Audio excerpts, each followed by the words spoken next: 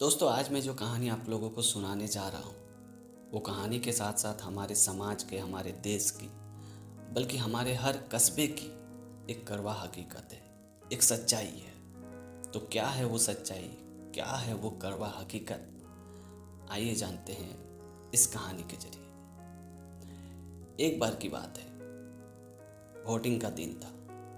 एक आदमी वोटिंग के लाइन में खड़ा था।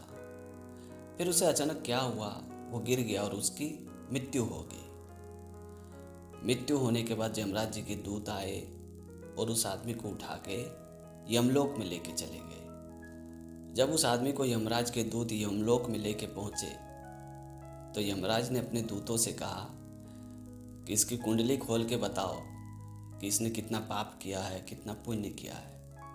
जब यमराज के दूतों ने उस आदमी की कुंडली निकाली तो उन लोग उसकी कुंडली देख के बड़े आश्चर्य में पड़ गए और यमराज से बोले कि यमराज जी, इसने आधा पाप किया है और आधा पुण्य किया है, यानी इसने दोनों 50-50 किया है। तो आप ही बताइए कि इसे क्या मिलना चाहिए, स्वर्ग मिलना चाहिए या नरक मिलना चाहिए? अपने दूतों की बात सुनने के बाद यमराज जी बड़े आश्चर्य में पड़ गए। थोड़ी देर सोचने लगे। फिर यमराज जी ने अपने दूतों से कहा कि एक काम करो, इसे खुद चॉइस करने दो कि आखिर ये क्या चाहता है, ये स्वर्ग चाहता है या नरक चाहता है। फिर यमराज के दूतों ने उस आदमी को अगले दिन नर्क में पहुंचा दिया।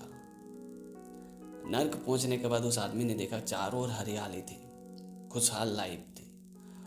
वहाँ उसने देखा कि उसके दोस्त जुए खेल रहे थे, शराब पी रहे थे, खूब मौज मस्ती कर रहे थे। उस आदमी ने जब अपने दोस्तों को देखा तो वो भी वहाँ शामिल हो गया। वो भी शराब पीने लगा, मौज मस्ती करने लगा, पार्टी करने लगा। इतना आनंद का पल था, इतना खुशी का पल था कि पता नहीं दिन कब पार हो गई, उसे पता ही नहीं चला। जब शाम ढली तो यमराज के दूत वापस आए और उसे उठा के यमलोक में लेके पहुँचे। फिर अगले दिन उस आदमी को लेके स्वर्ग लोक में गए।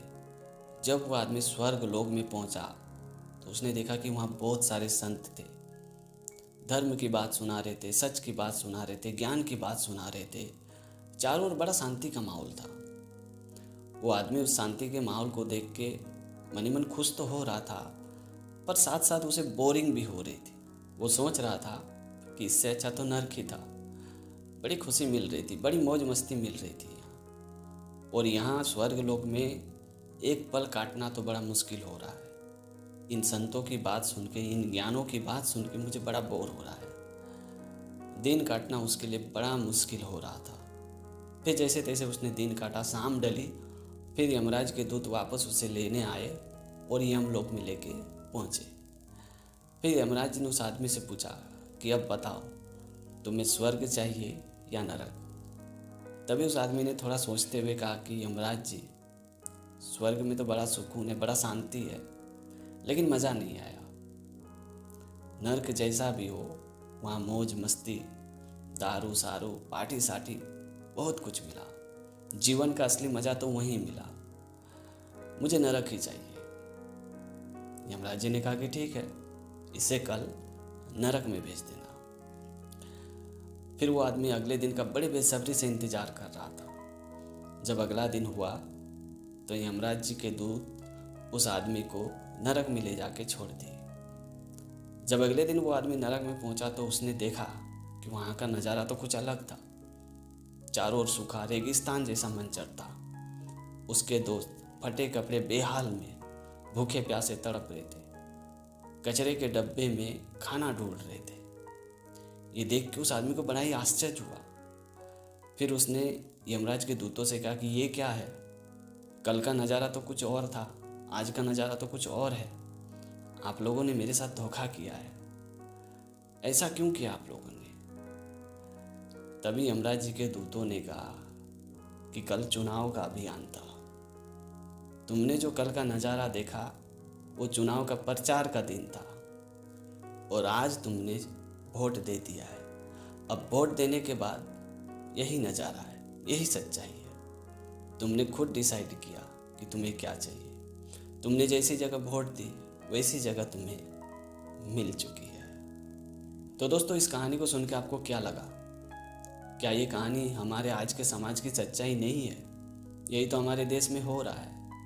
प्रचार के टाइम में कुछ बातें और कही जाती है और चुनाव के बाद कुछ और करी जाती है। इसलिए मैं आप लोगों से रिक्वेस्ट करना चाहता हूँ कि चुनाव के पहले शराब और पैसे ना लें, बल्कि चुनाव सही मायने में ईमानदारी से अपना नेता चुनें। 2024 में वोट करें और सही नेता चुनें, तभी आपके और हमारे देश की विकास हो सकती है। तो दोस्तों, आज की टॉपिक आपको कैसी लगी कमेंट करके ज़रूर बताना। और अगर आपने हमारे चैनल को अभी तक सब्सक्राइब नहीं किया तो प्लीज़ यार चैनल को सब्सक्राइब कर देना, क्योंकि इस तरह का कंटेंट मैं हमेशा अपने चैनल पे लाते रहता हूँ। तो आज के लिए इतना ही। मिलते अगली वीडियो में एक नई टॉपिक के साथ, एक नई कहानी के साथ। तब तक के लिए जय हिंद, वंदे मातरम।